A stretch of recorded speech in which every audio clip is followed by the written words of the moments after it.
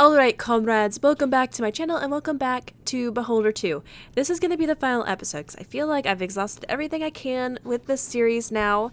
We're going to go ahead and read the diary pages like I had promised before since we have gathered them all. And then we'll probably go over each profile and you can see what I've done, what I haven't done, but I basically eliminated a lot of people.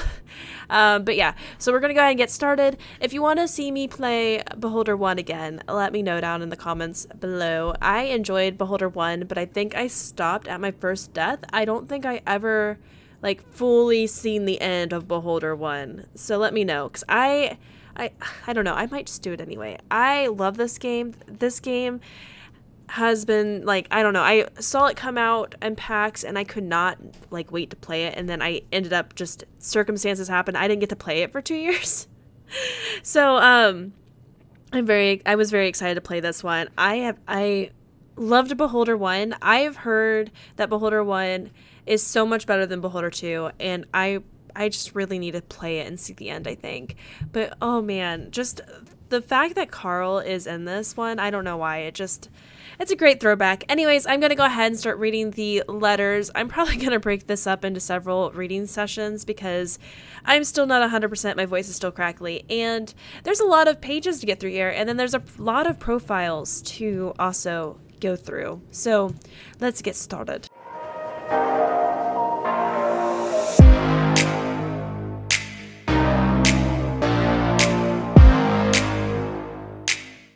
All right, the first thing is the letter from dear old dad from the start. Dear son, if you're reading this, I must already be dead. Forgive me for pushing you away, for the fact that we haven't been as close these last few years as we used to be. You may not believe me, but this was my own unusual way of trying to protect you. Even my death serves this purpose, to protect my son. I don't know who else might be reading this letter, so I cannot risk telling you everything. Therefore, I have left everything important in special boxes throughout the ministry. Only you can open them. The locks are coded to your biometrics. I hope you can manage to put it all together and make the right decision in the end. You should receive the first box along with this letter. You have to find the rest yourself. And most importantly, don't trust anyone, Evan. I wish I could bequeath you something more pleasant. Good luck, and I love you, son. So this is the letter that Hermnet's already admitted to rewriting, basically. And then also it brings back my current rant of why must we find all the biometrics to have the good ending? Father, if you're really looking out for humanity and your son, you literally make it so that I could just open one box and be able to save the world. But it's fine. I'm only going to rant about that for a little longer. Torn diary page. The preparation took so many years, so much energy, many sacrifices. The first trial run is in a month. Our chances to change everything for the better will come to fruition in some 30 days. I cannot believe it, and I'll finally get to see my son, without having a fear for his life or those of his family.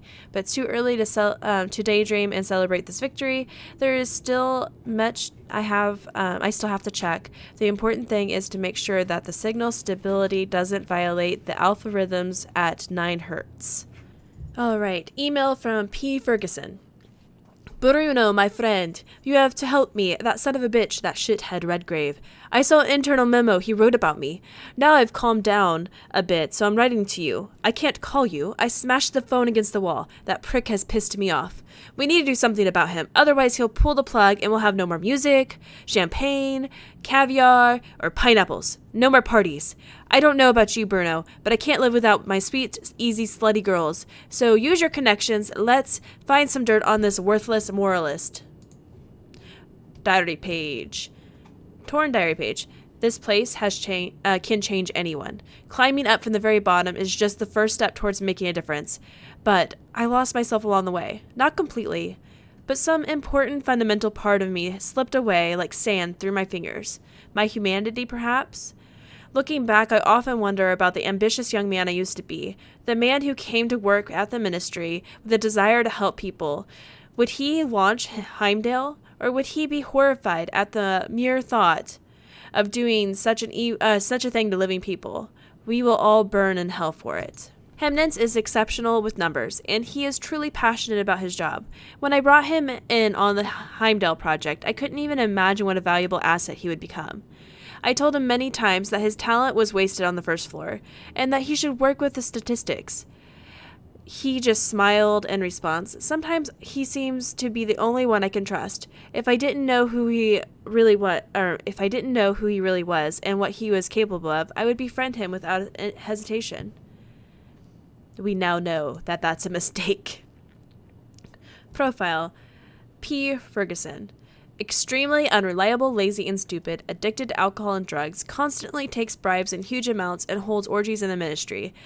A regular client of illegal brothels, repeatedly accused of abusing minors, but all charges were dropped due to pressure on witnesses. Considering the above and attaching full case details, I recommend limiting P. Ferguson's authority to floor 1 of the ministry.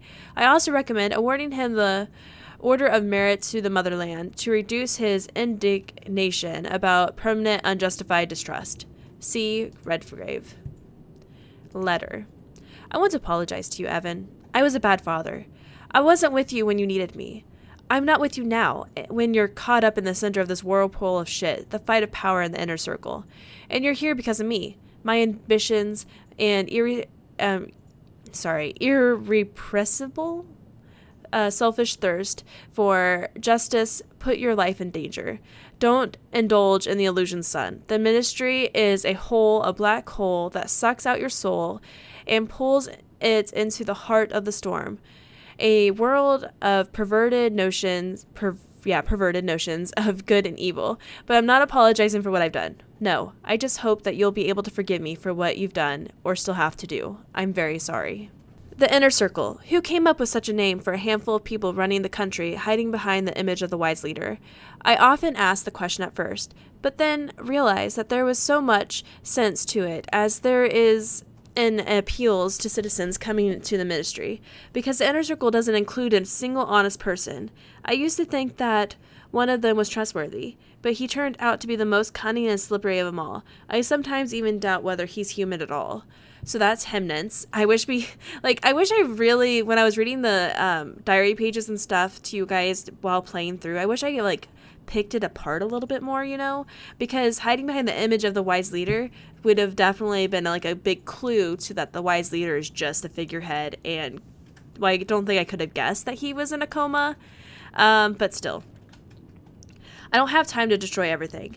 They'll be able to restore it from the backup copies, but I've still done something. I have completely changed the login procedure. Now it's not just bound to a specific individual's biometrics. Most functions can only activate using encryption keys. I'd like to see them try to collect all the Heimdall codes. Only one person can get them. I tried to convince myself that these boxes aren't just an old man's desperate attempt to stall them for a while. It's a small sliver of a shot at making things right. And this has to be done using my blood, my genes, my heir, my son. Evan will be the only one to make the choice, by himself. I'm a damn coward for shifting the responsibility to my child. But also clever. Fragment of S. Ike interview transcript. Test subject: Stephanie Ike, age 32. I will let you guys go ahead and read this. Okay, I thought it was just a medical thing. Rejection signal of 20 UV. Amplitude is indicated as N. Start the fragments. Researcher shows a picture of a child. What do you see? A girl about 5 with red ribbons in her hair. She's sitting in the chair and smiling. It's a nice photo. Researcher: what do you feel when you look at it? Ike: I feel comfort. I feel like the photo was taken with love. Researcher: take another look. What do you see? Ike: is that a different photo? It's disgusting. I can't call it a child. A gnome, grinning, lounging in a chair? Researcher: what do you feel? Ike: quite nervous. Is this some kind of joke? Why are you asking such stupid questions? Take it away before I throw up on your shoes. Researcher: are you sure? Ike shakes her head, disgust, discouraged, eyes unfocused, breathing heavy. What? Did you ask me something? Pause. How did I get here? Why am I in the fragment? Letter. This is an appeal to you, my son. I don't know if you'll ever read it. Perhaps this confession of mine is in vain, but I have to tell you my most terrible secret. Your mother, I killed her.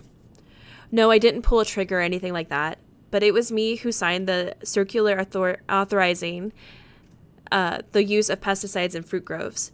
She was killed by my indifference and my willingness to make compromises with my conscience. The day she died, I was supposed to pick her up from work, but I was too busy, had so many important things to do. If I wanted to turn my back on this career in the ministry, I could have easily gotten a referral to another good job anywhere in the country. I often tried to make excuses, thinking that without me, those villains at the top would tear this country apart. But that's all it was, an excuse. I was the unprincipled fool who authorized the poisoning of the population. And your mother only bought those apples from some old woman because she was kind, wanted to support a pensioner. Every day I thank heaven that you were at summer camp at the time. All the subsequent prohibitions on the apple sales were my desperate attempts to atone, and they changed nothing. Diary page. That image created before our birth was developed down to the finest detail. He wears a military uniform because he is always ready to defend his homeland, but the uniform is always blindingly white without a single speck. His cape makes him look more courageous, and the ribbon with the coat of arms marks him as a true son of the state, as a commander-in-chief should be. But the most insidious part is the mustache. There's something soft and cozy in it. He looks like a father, an uncle, an older brother, a teacher, or a best friend. Without the mustache, he doesn't look wise. The mustache makes him trustworthy. All right, email A. DeSalvo. Hideous experiment. Caleb, I don't quite understand the point of your claims. If I didn't already know that you were devoted to the ideals of our great society, I would think that you're defending the very public enemies whom I'm trying to correct. That can't be the case, can it, Caleb? I'm sure you're no traitor. Perhaps we should talk in person, somewhere without surveillance, so as not to bound by the official rules of correspondence.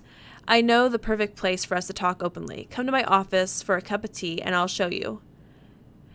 Albert, I doubt that this letter will make you change your mind. I don't believe that you can stop yourself anymore, but I have to try.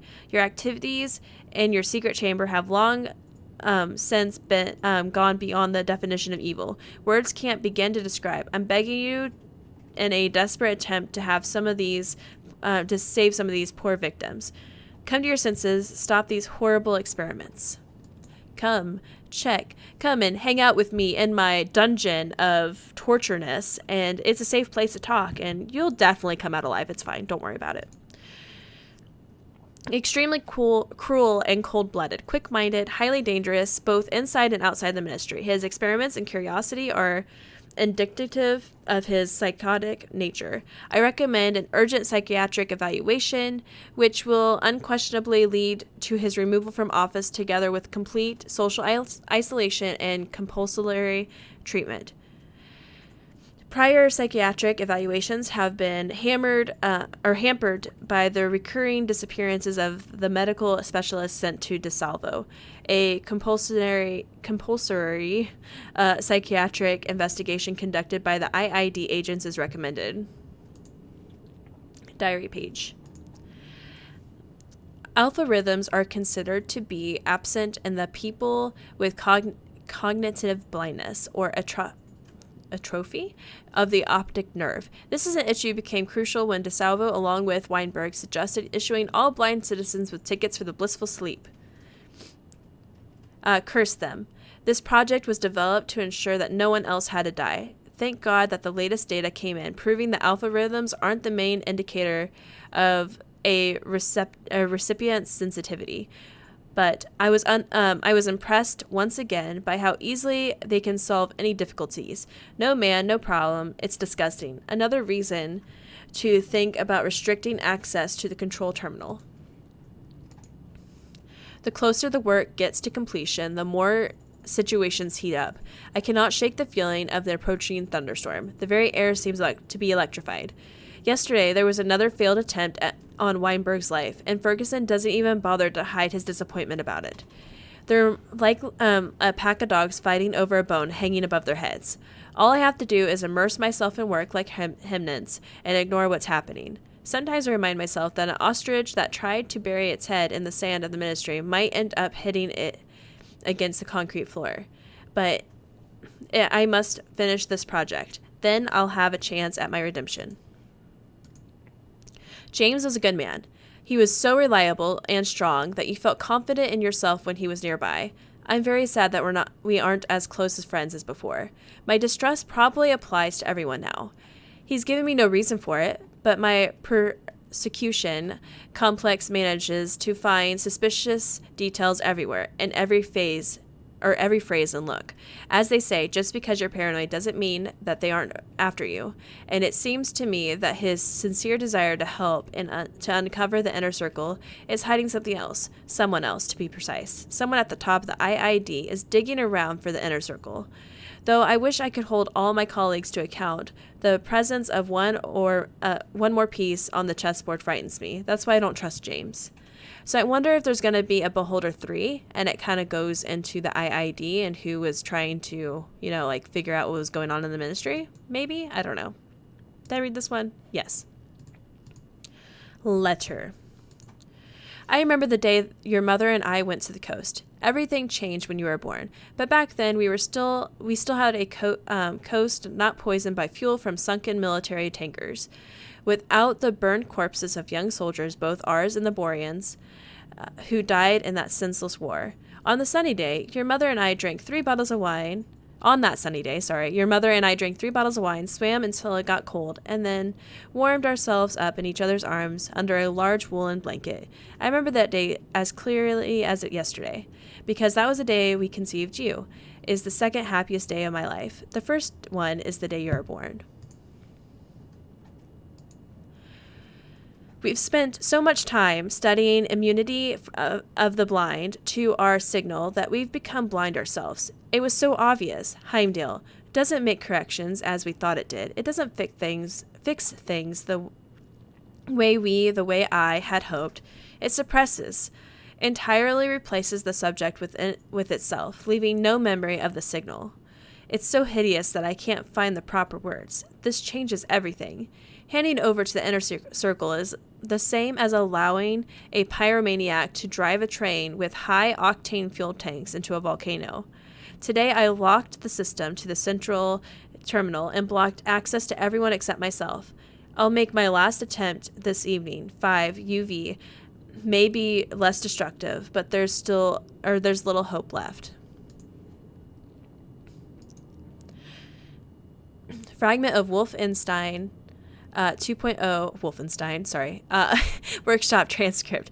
Redgrave. Are you sure this is necessary? This man had a family. Weinberg. You know my stance. Anything for the greatest common good. It's wise to sacrifice one person so that the species can survive. Redgrave. Survival of the species is no longer your goal. Don't delude yourself, Isaac. You're after a lot more. Weinberg. I don't see development as a bad thing. This evolution, artificial, accelerated, and man-made. But nature is too slow and often gives us the species best adapted to the specific habitat. I want the habitat to adapt to the new species. Redgrave. But we're talking about individuality. Weinberg. You're for freedom of choice, aren't you? So let me remind you. This man made his choice. Thus, it fits in your value system, Caleb. ...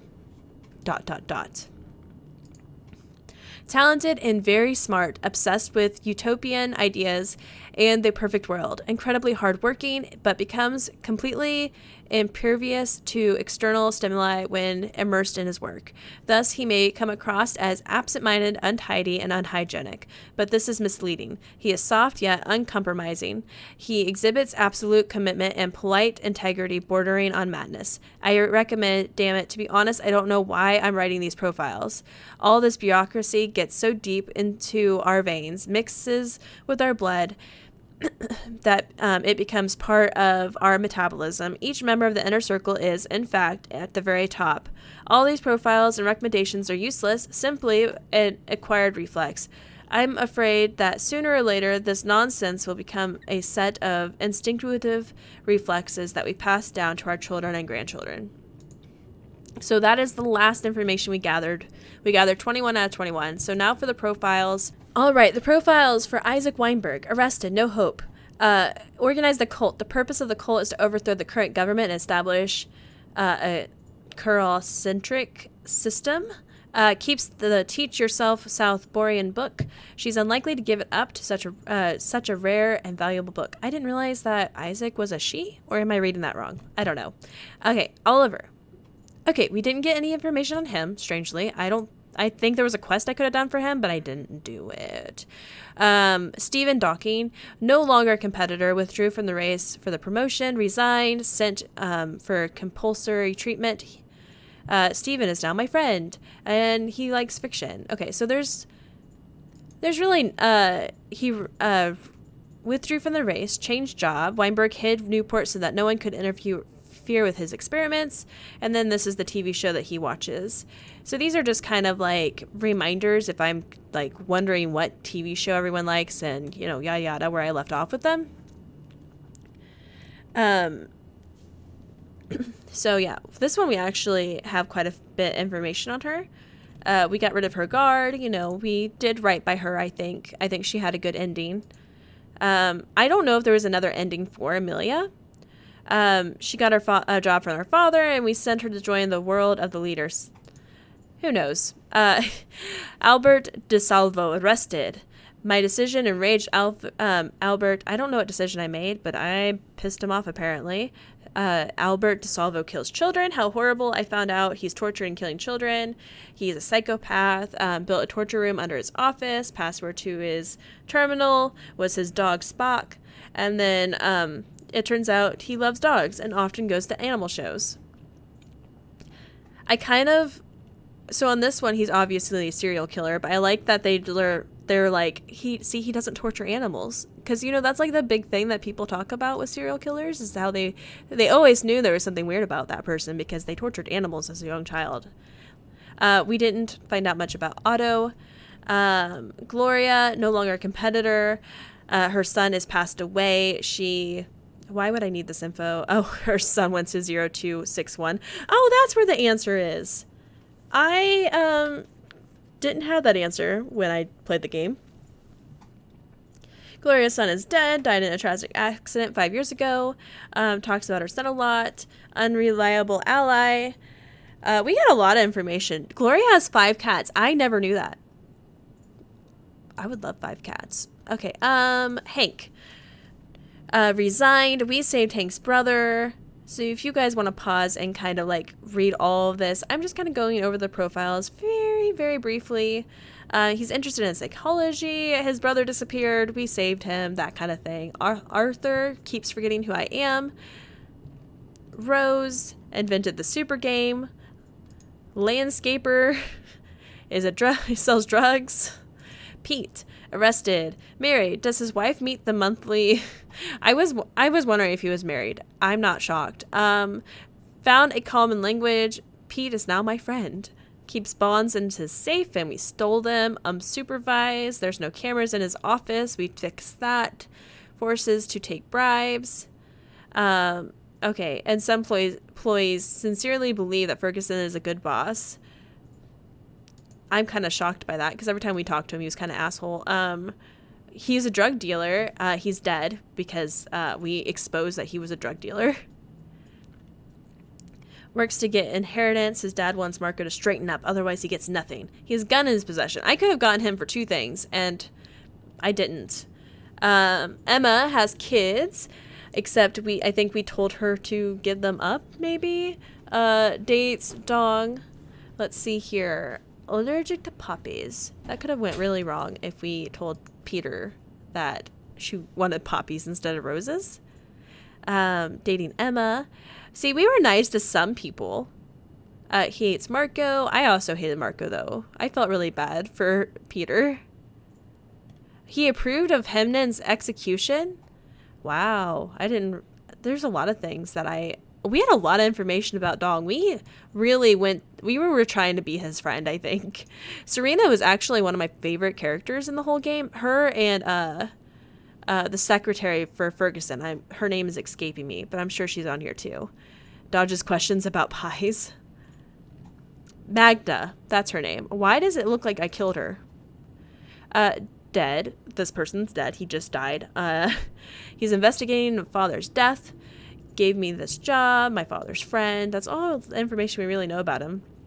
Oh, she quit. Okay, she found her granddaughter and quit the ministry. I did that quest without recording. But yeah, we tried to find her granddaughter for her. And we have a lot of information on her too for someone that we really didn't talk to. But Magda was one of my favorite characters too. George is alive. He's right in front of me, alive and unharmed. Was hanged at the general meeting. Suddenly perplexing, frightening. Knew my father. All right, guys. Those are the diary pages and the profiles.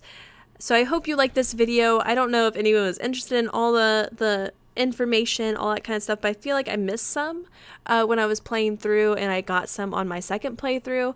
Anyways, guys, if you like this video, press that like button. If you watch more of my videos, press the subscribe button. I make videos Monday through Thursday, and I'll talk to your faces later. Bye!